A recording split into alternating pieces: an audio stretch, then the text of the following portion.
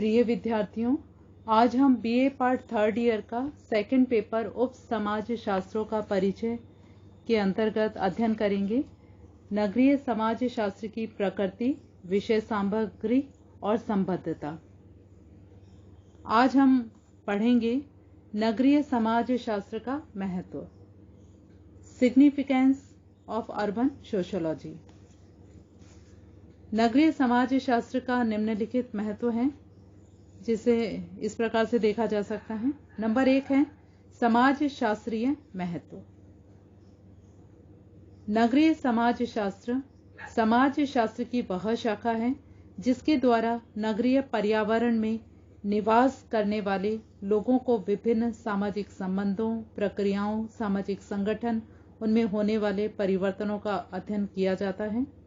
इन अध्ययनों के द्वारा जिन सिद्धांतों का निर्माण किया जाता है उससे समाज शास्त्र विषय के ज्ञान में भी वृद्धि होती है। आज नगरीय समाज शास्त्र नगरीय समाजों से संबंधित सैद्धांतिक और व्यवहारिक अध्ययन करता है। समाज शास्त्र के द्वारा प्रतिपादित अनेक सिद्धांतों की प्रामाणिकता की जांच नगरीय क्षेत्रों में नगरीय समाज शास्त्र करता है। नंबर 2, शैक्षिक महत्व, एजुकेशनल इम्पोर्टेंस। नगरीय समाज शास्त्र नगरीय समाजों, उनकी संस्कृति, सामाजिक संबंधी, वर्ग, धर्म, राजनीति, आर्थिकी आदि की परिभाषाएं और सूचनाएं आदि प्रदान करता है। इसके द्वारा सभी को नगरीय समाज के संबंध में क्रमबद्ध और व्यवस्थित ज्ञान प्राप्त होता है। नगरवासियों को अपने अपने समाजों के बारे में ज्ञान प्राप्त होता है।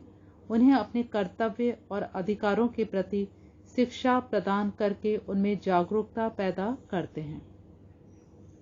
नगरीय समाज शास्त्र सैद्धांतिक और व्यवहारिक दोनों ही क्षेत्रों में नवीन ज्ञान में वृद्धि करके शिक्षा जगत में महत्वपूर्ण योगदान देते हैं। नंबर 3, समस्याओं के अध्ययन एवं समाधान में सहायक, helpful in studying and solving problems. नगरीय समाज शास्त्र की उत्पत्ति और विकास संबंधित समाजों की समस्याओं के अध्ययन करने के उद्देश्य से ही हुआ है। आज भारत तथा अन्य देशों में प्रमुख नगरीय समस्याएं जैसे कि गरीबी, ऋणग्रस्तता, बेरोजगारी, निम्न जीवन स्तर, प्रदूषण की समस्याएं, अस्वास्थ्य, सामाजिक एवं सांस्कृतिक विघटन आदि का अध्ययन ये शास्त्र करता है तथा समाधान प्रदान करते हैं। नगरीय समाज शास्त्र के द्वारा किए गए समस्याओं के अध्ययन के आधार पर ही नगरीय समाज के विकास के लिए विभिन्न योजनाओं का निर्माण एवं कार्यान्वयन किया जाता है। इसी प्रकार से नगरीय समाज शास्त्र में औद्योगिकरण, नगरीकरण तथा अन्य कारकों के प्रभाव से उत्पन्न समस्याओं का अध्ययन किया जाता है। बीमारी, अशिक्षा, सांप्रदायिकता, जाति संघर्ष, भूमि एवं आवास की समस्या आदि के कारणों एवं समाधान की खोज या विज्ञान अपने अपने अध्ययन के क्षेत्र में निरंतर करता रहा है। इसके द्वारा प्राप्त ज्ञान के आधार पर समाज सुधारक, योजनाकार आदि नगरीय समाजों के समुचित विकास के लिए दिशा निर्देश निश्चित करते हैं। नंबर 4, अपरिहार्य पथ प्रदर्शक।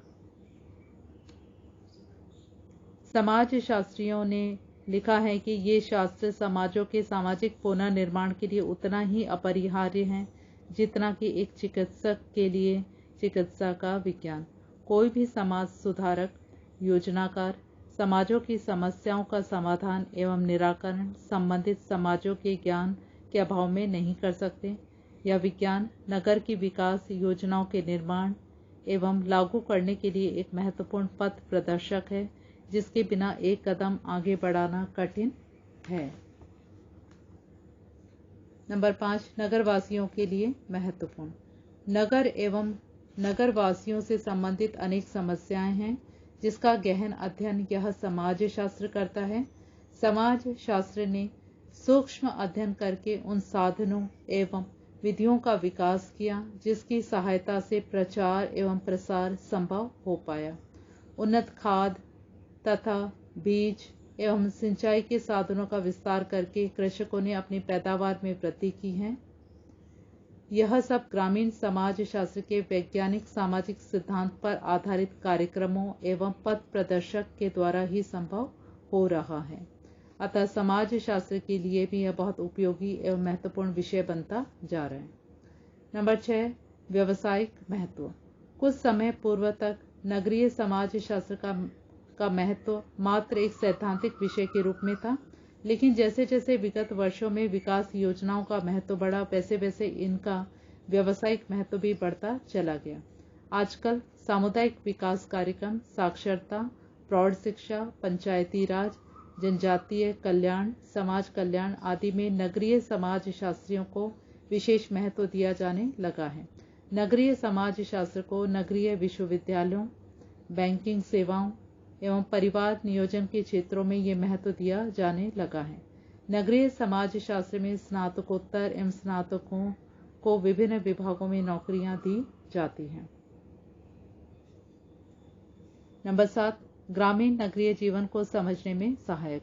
ग्रामीण एवं नगरीय जीवन एक दूसरे से अलग नहीं है, बल्कि एक दूसरे से संबंधित हैं। अध्ययनों की सहायता से नगरीय जीवन को अधिक व्यवस्थित रूप से समझना सरल हो जाता है। नगरों में रहने वाले ग्रामीण प्रथाओं, रीति रिवाजों, मूल्यों, विश्वासों, धर्म, संस्कृति, जाति आदि के अनुसार व्यवहार करते हैं। नगरीय समाज शास्त्र ऐसे विज्ञान हैं जो ग्रामीण नगरीय जीवन के अंतर संबंधों की व्याख्या करते हैं, संपूर्ण एवं समन्वित विकास के लिए पूर्ण ज्ञान प्रदान करते हैं। नंबर 8, गांवों एवं नगरों के अध्ययन का महत्व। पहले नगरों के अध्ययन यात्रियों, प्रशासकों, धर्म प्रचारकों, इतिहासकारों, अर्थशास्त्रियों, राजनीति शास्त्रियों आदि के द्वारा किए जाते रहे हैं। उनके द्वारा प्राप्त जानकारी समाज शास्त्रीय एवं विश्वसनीय कम होती थी। समाज शास्त्रियों द्वारा किए गए अध्ययनों द्वारा उपलब्ध तथ्य एवं सूचनाएं अधिक प्रमाणित एवं विश्वसनीय होती हैं। इन प्राप्त जानकारियों के आधार पर भविष्य में विकास के लिए योजनाएं बनाना अधिक उपयुक्त होती हैं। नगरीय समाज शास्त्र के विकास के साथ साथ अध्ययन एवं तथ्य संकलन की अनेक विधियों का विकास भी हुआ है, जिनके द्वारा विभिन्न समाजों का व्यापक एवं गहन अध्ययन संभव हो सका है।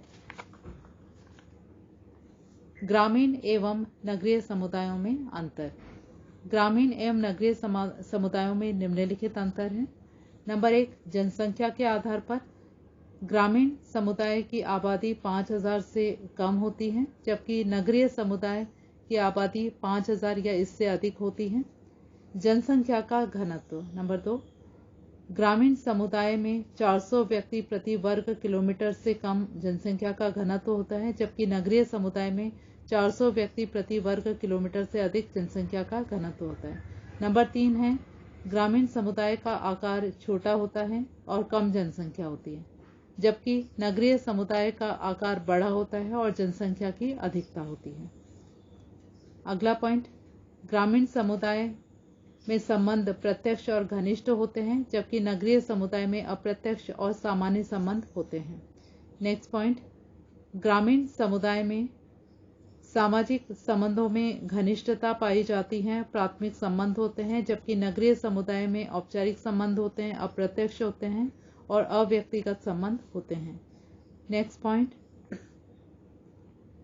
ग्रामीण समुदाय में संबंधों में स्थायित्व पाया जाता है, जबकि नगरीय समुदायों में स्थायित्व का अभाव होता है।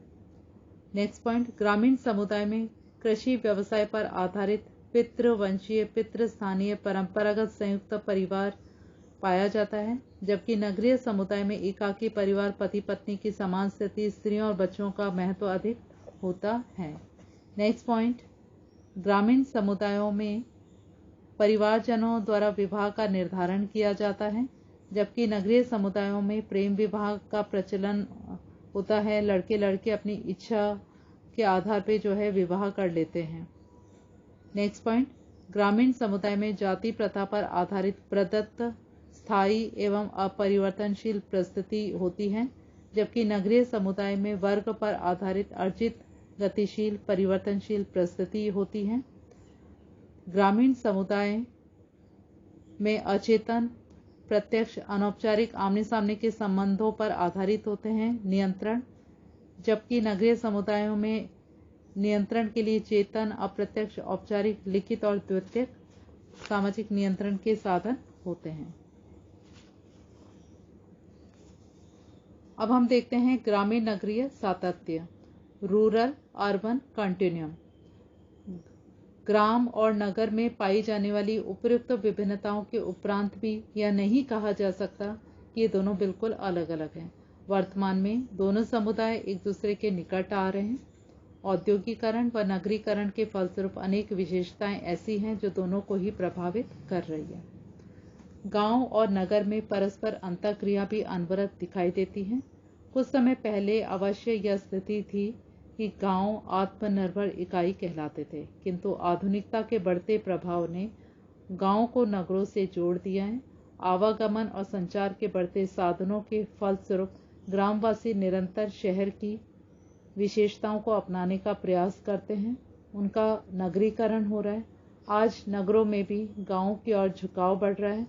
जहां एक और 5 सितारा होटलों का निर्माण नगरों में हो रहा है, वहीं लोग ग्रामीण परिवेशीय होटलों, जयपुर में स्थित चोखी ढाणी आपड़ों गांव को महत्ता देने लगे हैं, जहां पूर्ण ग्रामीण वातावरण व भोजन मिलता है।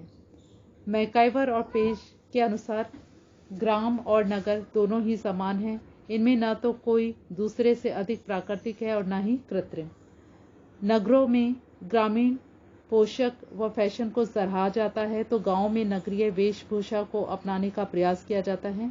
अतः गांव और नगर के मध्य आदान प्रदान की बढ़ती प्रक्रिया के फलस्वरूप यह स्पष्टतः कहा जा सकता है कि ग्रामीण जीवन में नगरीय जीवन के और नगरीय जीवन में ग्रामीण जीवन के अनेक तत्व मिलते हैं, जिससे गांव और नगर की निरंतरता अथवा सातत्य बढ़ रहा है। तो बच्चों, आज का यह अध्याय यहीं पे खत्म होता है और अगले अध्याय में हम बात करेंगे नगर और उसके प्रकार। धन्यवाद।